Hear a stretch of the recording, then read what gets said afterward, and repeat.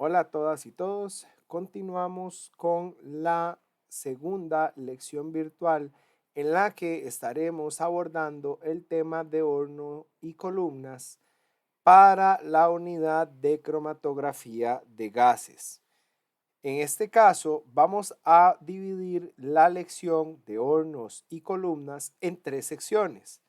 Una relacionada a generalidades de horno y tipos de columna, otra en la que vamos a abordar algunos criterios para la elección del tipo de columna que voy a utilizar en el análisis cuantitativo, y una tercera y final parte en la que nos vamos a adentrar a explorar algunos efectos que ejercen las variables físicas de la columna en el rendimiento cromatográfico.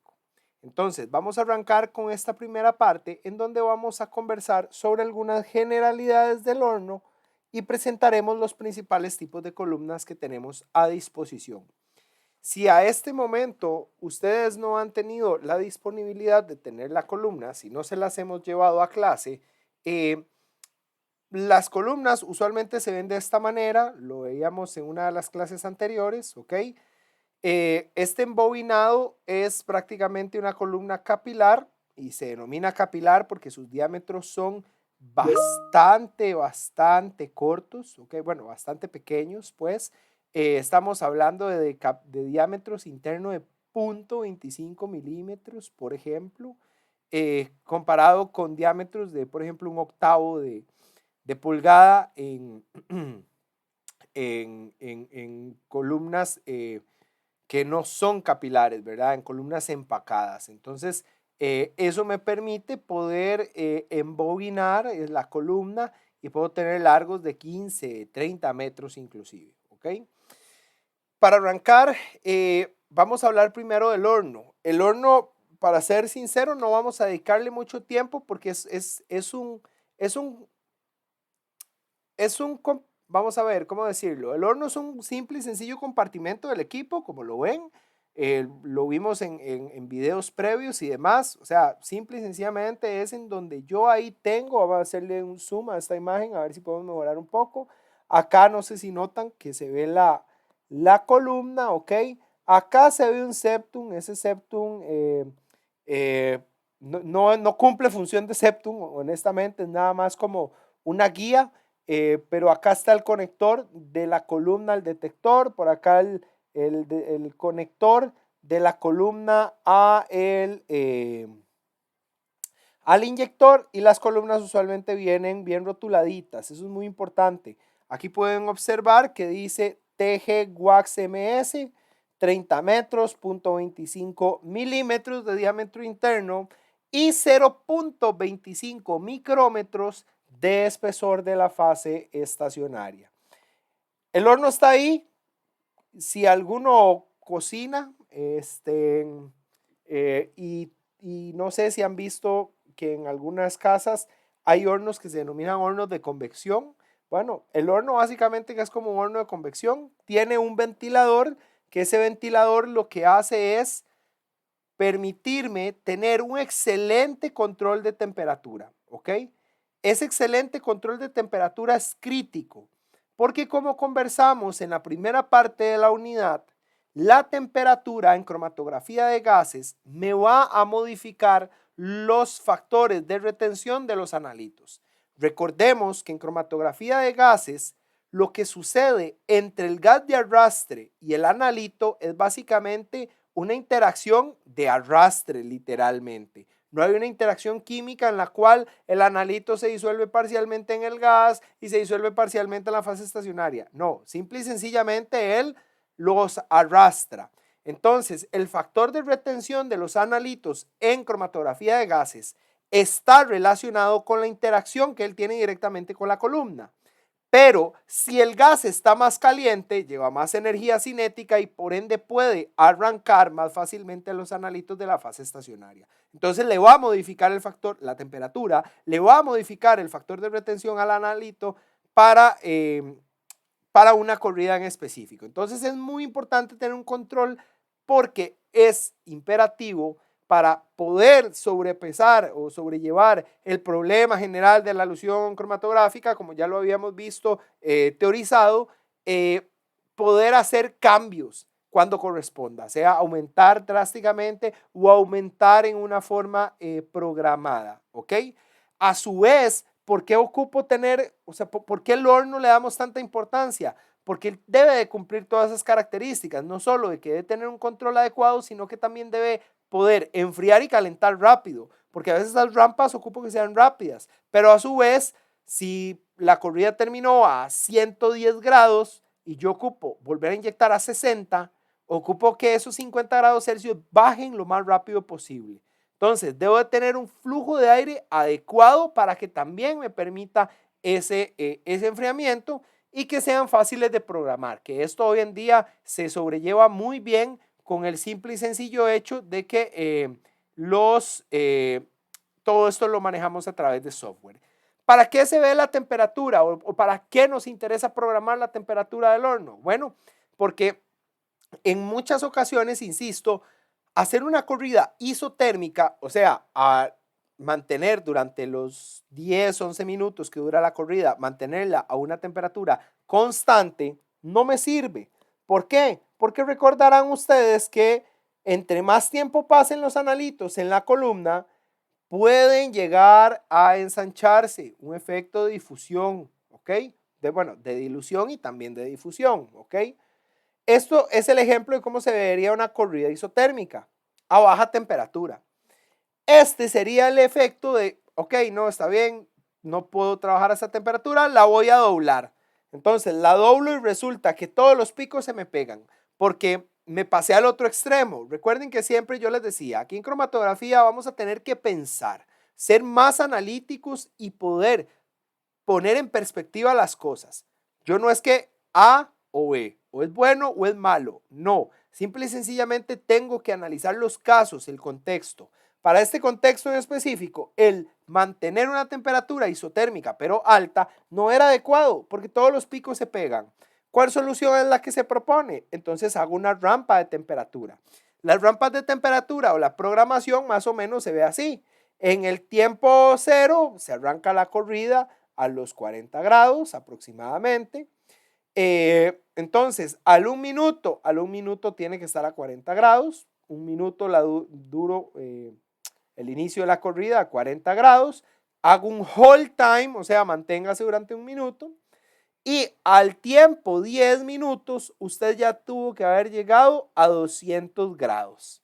Entonces, él sabe cuántos grados por minuto tiene que subir, es una pendiente, ¿no? Nada más diferencia de temperatura entre diferencia de tiempo, cuántos grados por minuto debe de subir para poder en 10 minutos llegar a 20 y además después de eso mantener un hold time de un minuto. Viene la otra muestra, el equipo debe de durar bastante poco, ojalá no más de un minuto, en enfriar para que ojalá la otra muestra pueda volver a una temperatura de 40 grados cuando empieza la corrida. ¿Ok? Así más o menos se ven las programaciones. E insisto, esto es muy utilizado. ¿Y cómo veo yo el cromatograma? Ya lo puedo ver tal vez un poquito mejor, más separados, estos picos ya no tan atrasados y por ende ya no tan ensanchados, lo cual recuerden que significaba pérdida de sensibilidad y era una señal de ineficiencia cromatográfica. ¿Ok? Eso en relación con el horno. Entonces, que no se nos olvide, el horno es el corazón del cromatógrafo porque es el que nos va a permitir trabajar, es el que nos va a estar modificando las temperaturas de acuerdo a lo que nosotros necesitemos. Tipos de columnas. Ya en la primera diapositiva les mostraba que hay de dos tipos, principalmente, las empacadas y las capilares. Hay unas término medio que llamaríamos semicapilares. Las empacadas son tubos que sí son más gruesos, igual embobinados, pero más gruesos. Tienen menos longitud que las capilares, eso sí, porque cuesta más hacer un embobinado más largo, diámetros más anchos y como lo dice la palabra, son empacadas, o sea, hay un soporte o una fase estacionaria sólida que está ahí. Ojo, vea que estoy diciendo un soporte o fase estacionaria sólida. No es que la fase estacionaria siempre es sólida, la fase estacionaria puede ser líquida. yo puedo recubrir un líquido sobre el sólido que actúa como soporte. Muy importante que nos quede claro eso, ¿ok? Las empacadas usualmente se veían de vidrio, se veían de acero inoxidable. Aplicaciones hoy en día muy específicas son las que usan columnas empacadas. En la mayoría de los casos que ustedes probablemente en su vida profesional, si llegan a trabajar en esta área, se encontrarán, lo harán con columnas del tipo capilares, ¿ok? Que son columnas que usualmente están formadas por sílice fundida y un material que va a ser la fase estacionaria está enlazado a ellas, ¿ok? Vamos a analizar primero las capilares. Las capilares, las empacadas. Las empacadas, como lo dice la palabra, siempre van empacadas, usualmente de un soporte, el cual puede ser la fase estacionaria per se o sobre ese soporte se pone un líquido. Entonces, ese soporte tiene que tener varias características. Debe de ser inerte, debe de tener un particulado pequeño para que se pueda empacar bien, ser partículas uniformes, inerte a las altas temperaturas, que sean de baja volatilidad, entre otras. Que se pueda humedecer fácil con la fase líquida. ¿A qué se refiere esto? A que si mi fase estacionaria es un líquido, ese soporte debe de poder tener una muy buena facilidad para poder impregnarse de ese líquido. Caso contrario, no me va a servir como soporte. ¿Ok?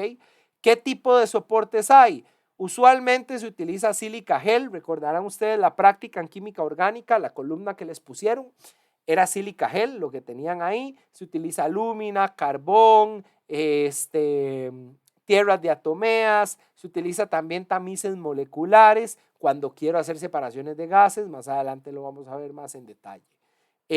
Y el soporte, como les decía, puede ser la fase estacionaria per se o sobre el soporte, lo que ven ahí en azul es el recubrimiento de fase estacionaria. Dentro de las consideraciones que hay que tener con el soporte, insisto, es el tema de que sea inerte. Hay algunos que contienen grupos silanol, ¿ok? Por ejemplo, el gel de sílice va a tener grupo silanol. Dependiendo del análisis que yo esté haciendo, sea fase reversa o fase normal, ahí tenemos que tener el cuidado de que esos grupos no estén activados. ¿Qué es que estén activados? Que el OH pueda formar puentes de hidrógeno con algunos grupos funcionales. Entonces, usualmente se le meten grupos, este proceso se le llama silanización, se le meten grupos silano, ¿ok? ¿Para qué? Para desactivar esos grupos OH, ¿ok? Con las columnas capilares, que son las que hoy en día pueden encontrar con mayor frecuencia, tenemos tres tipos: las wall-coated open tubular, las porous layer open tubular y las support-coated open tubular, que son como están apareciendo ahí de izquierda a derecha en la diapositiva. Yo ya les había comentado en clase una analogía para que se imaginaran las benditas columnas capilares, porque yo sé que es un poco abstracto tratar de imaginarse una columna que tiene el diámetro de un hilo, ¿verdad? O sea, es complejo. De hecho, una caña de pescar puede ser más gruesa que una columna capilar a veces. Entonces es un poco abstracto, pero les decía yo que se imaginaran el famoso papel gato con el que se atrapan los ratones. Y usted lo dobla y lo que usted le quedaría ahí es, digamos, el papel vendría siendo la sílica fundida y su fase estacionaria vendría siendo ¿quién? Vendría siendo el pegamento con el que se pega el gato. Esas vendrían siendo las wall-coated open tubular. En general, las columnas capilares todas son open tubular. Vean que todos esos nombres terminan en OT. OT es open tubular. Usualmente las capilares tienen que ser open tubular porque tienen diámetros muy pequeños. No se pueden empacar, va a ser muy difícil. ¿Ok? Entonces, las wall-coated open tubular lo que usualmente tienen es un líquido. Les decía que recordaran que ese pegamento es un líquido al final del día. Entonces, déjense en esa imagen, esa idea del bendito papel gato, que es un pedazo de papel con un poco de pegamento. Entonces, si yo lo cierro y lo trato de hacer como un rollito de papel, lo que les va a quedar es como una analogía a lo que serían esas columnas, ¿ok? Tenemos las porous layer open tubular, que básicamente aquí yo lo que tengo es solo un sólido. Estas porous layer open tubular se utilizan mucho para la separación de gases, ¿ok? Con tamices moleculares. Ya vamos a hablar de ello y les voy a mostrar un video. Y las Scott o las Support Coated Open Tubular vendrían siendo similares a las Plot, pero el soporte tiene revestido sobre él un líquido, que el líquido vendría siendo la fase estacionaria, ¿ok? ¿De qué materiales están construidas? Usualmente sílice fundida, ¿ok? O vidrio, pero tienden a ser más frágiles. Lo más usual es que sean de sílica, recubiertas, por eso es que se ven como anaranjadas, como cobrizas. Usualmente se recubren con polimida, con un material de polimida. Entonces es como la sílice fundida, en donde adentro se le enlaza la fase estacionaria y se recubre con polimida para mejorar la flexibilidad y demás. ¿Ok? Eso a grandes rasgos, perdón, es que aquí está. Este vendría siendo el video que quería mostrarles. Déjenme que lo tengo, no lo tengo abierto, o si lo tengo abierto, sí lo tengo abierto, nada más déjenme abrirlo por acá.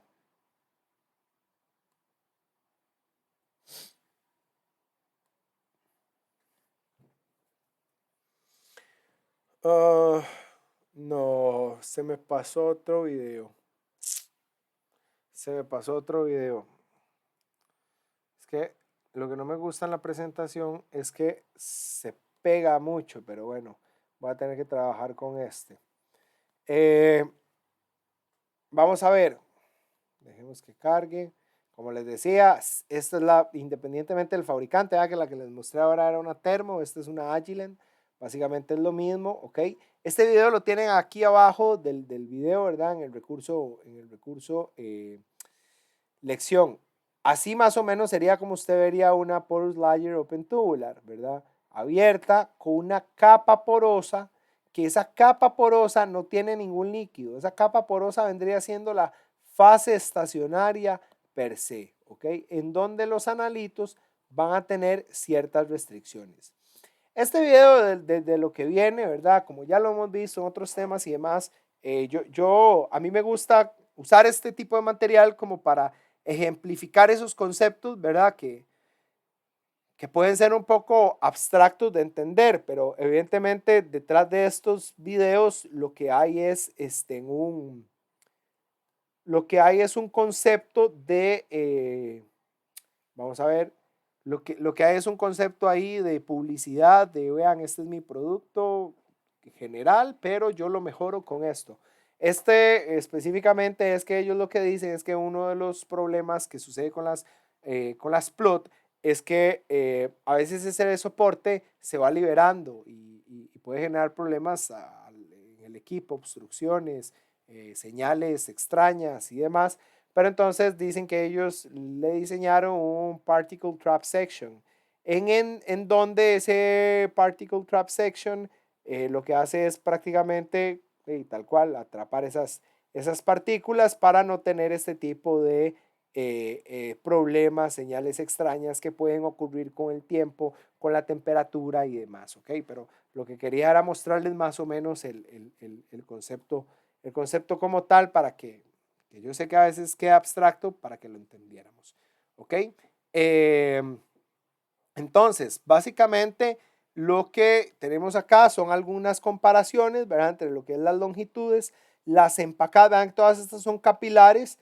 Bueno, la teoría dice que hasta 100, yo les soy honesto, yo nunca he trabajado ni he visto más allá de 30 metros, que la gente compre algo más de 30 metros, para ser honesto. Las empacadas, obviamente, como son más grandes, tienen la limitación de que no puedes embobinar tanto, ¿ok? Los diámetros, usualmente estas no van a superar el milímetro y se quedan alrededor de los 0.5 milímetros en promedio. Las más grandes, ¿ok? Las más grandes usualmente vienen siendo de 0.5 milímetros de diámetro interno, ¿ok? Estas tenemos en el orden de diámetros o chiquititas en términos de cuarto de pulgada, perdón, acá estamos hablando en unidades de milímetros, ¿verdad? Las más chiquititas, 1 milímetro o algo por el estilo. Fracciones de pulgada que no son más bajo que obviamente que las capilares, ¿ok? Obviamente también el tamaño de muestra ahí va a cambiar, ¿verdad? Las capilares tienen el problema de que van a ser utilizadas solo para cantidades de inyección bastante pequeñas, ¿ok? Y otro de los detalles que destaca es que ¿cómo decirlo? El que sea químicamente inerte en las empacadas tenemos más problema, ¿ok? Entonces, hoy en día lo que más se utilizan son columnas tipo capilares, ¿ok? La mayoría de aplicaciones que ustedes se puedan encontrar, ¿ok? Las porous layer o point tubular, usualmente, si se utiliza como soporte un tamiz molecular, en algunos casos son muy buenas para hacer separaciones tipo cromatografía gas sólido. O sea, gas y la fase estacionaria es un sólido. Y esas son bastante buenas cuando lo que quiero separar son gases propiamente. Entonces, así es como vería una separación de gases en una muestra de aire, por ejemplo, ¿ok? Para finalizar esta parte, me gustaría dejarles esto por acá, que luego más adelante lo voy a volver a estar retomando. De hecho, en una clase creo que ya igual lo conversamos. Y es que, indistintamente de la columna, del tipo o lo que sea, ellas se acompañan de un certificado de calidad, que es este que están viendo acá. De hecho, ¿se acuerdan que la columna que les enseñé dentro del horno decía TG, WAX, MS, ¿ok? Vean, ese es el certificado de esta columna. Esa columna yo la estaba usando para separar unos alcoholes. Vean que aquí de alcoholes tengo un octanol, 2 decanol y ya, ahí está. 2 dodecanol y un octanol y listo, ¿ok? Entonces, no es que el certificado es solo para estos analitos. No, no. Este certificado es un sistema mediante el cual el fabricante te dice, vea, antes de que la columna saliera de fábrica, yo la probé de que estuviera sirviendo bien.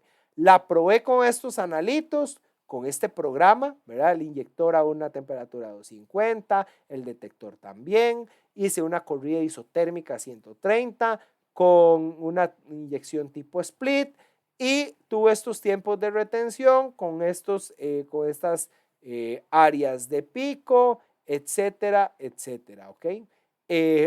Eso como para garantizarle a uno de que la columna en principio salió bien.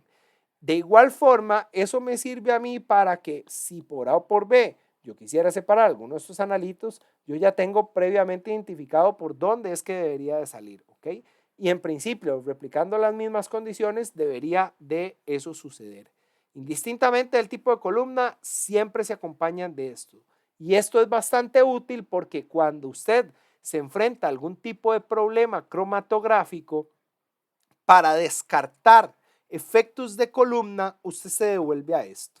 Entonces, tal vez usted no tenga los mismos 7, 8 analitos, pero de repente usted ahí tiene anilina en el laboratorio, le inyecta bajo estas condiciones.